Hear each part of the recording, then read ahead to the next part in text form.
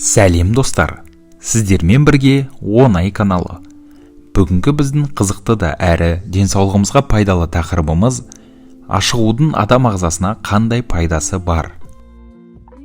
Кімге ашығу әдісімен ағзаны тазалауға болады? Керісінше, қай ағзасы ауыратын науқастарға ашығу зиян екенін сіз білесіз бе?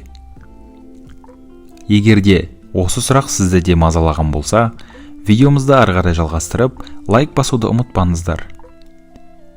Тамақтан бас тартып, ашығу дегенді әркім әрқалай түсінеді. Бірі салауатты өмір салтын ұстану десе, екіншісі өзін өзі азаптау дегенді айтады. Ал медицина мамандары мен халық емшілері бұл әдісті құптайды. Ендеше, ашығудың адам ағзасына пайдалы немесе зиянды тұстарын тарқатып көрейік. Кімге ашығу әдісімен ағзаны тазалауға болады? Керісінше, қай ағзасы ауыратын науқастарға зиян екенін білейік. Ашығу сонымен зиян ба әлде пайдалы ма? Адам глюкозаны тамақтан алады, ал глюкоза қуат көзі екенін жақсы білесіз. Адам ашыққан кезде дене жасушалары дәрумен тапшылығына душар болады. Ағзадағы глюкоза қоры шамамен 20 сағатқа жетеді. Оның 8 сағатын ұйқыға жұмсаймыз. Ол уақытта зат алмасу өте баяу жұмыс істейді. Демек, қуат көзімізді бір тәулікке жеткізе алады екенбіз. Алайда, ашығуды бір тәуліктен асырмағанымыз жөн. Ондай жағдайда ағзадағы ақуыз ыдырайды, майлы қышқыл ашиды, бауырға жүк түседі, иммунитетіміз әлсірейді, ішек микрофлорасының жұмысы нашарлайды. Жүрекке ауа жетіспей, жалпы жағдайымыз нашарлайды. Демек, адам ашығу әдісін 20 сағаттан артық қолдануға болмайды. Ашығудың түрлеріне келетін болсақ, сумен ашығу.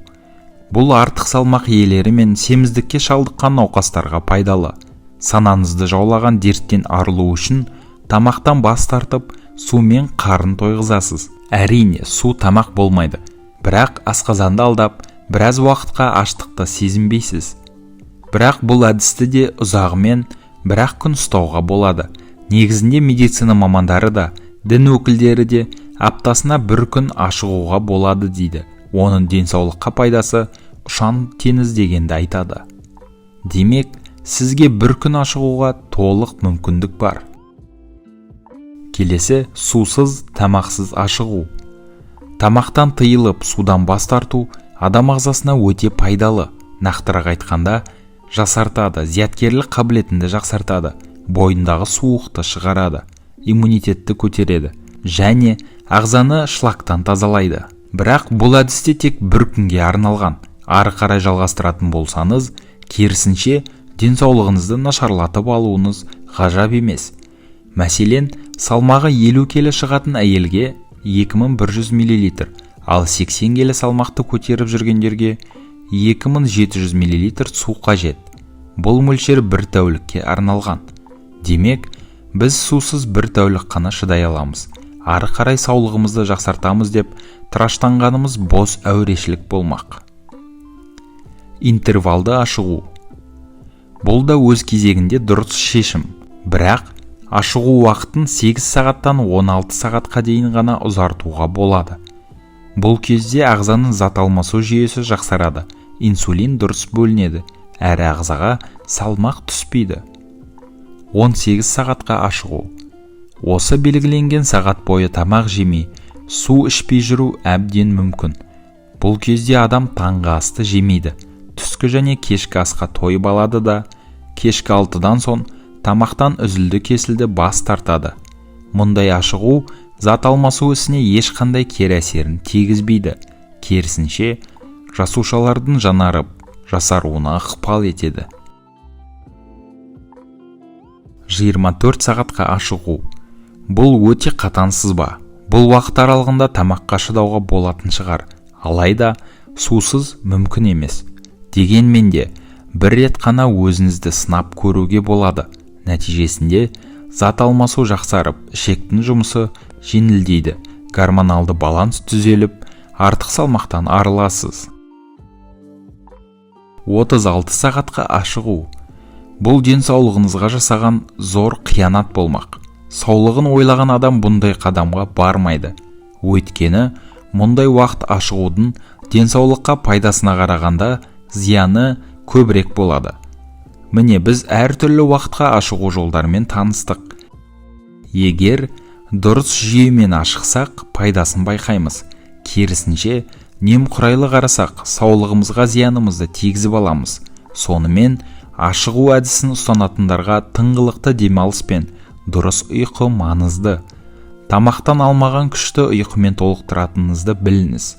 Тамақты ойламау үшін өзіңіздің сүйікті ісіңізбен айналысыңыз. Жеңіл әрі қызықты жұмыс тауып алыңыз. Кітап оқыңыз, журнал қараңыз, дүкен аралаңыз, саябақта серуендеңіз. Қысқасы, ағзаны тамақтан тыйсаңыз да, қажетті дүниеден тыймаңыз. Ашығудың бауырға пайдасы орасан, бірақ ұзақ уақыт ашығу емес. Мәселен, таңнан кешке дейін ашығу бауырға, асқазанға, ішекке, жүрекке, миға өте пайдалы. Зат алмасуды, қан айналымын жақсартады, иммунитетті көтеріп, қаназдықтан құтқарады. Қандағы холестерин мен қанттың деңгейін реттейді. Ең бастысы әрі маңыздысы, ағзаны улы заттан, шлактан, құрттан тазалайды. Нәтижесінде өзіңізді сергек, бойыңызды жеңіл сезінесіз. Теріңіз жақсарып, жасара бастайды. Терідегі түрлі дақтар, бөртпе мен безеуден құтыласыз. Тіс, тырнақ, шаш саулығы да жақсарып, ауыздағы жағымсыз иіс жойылады. Дұрыс ашығудың да пайдасын білдік.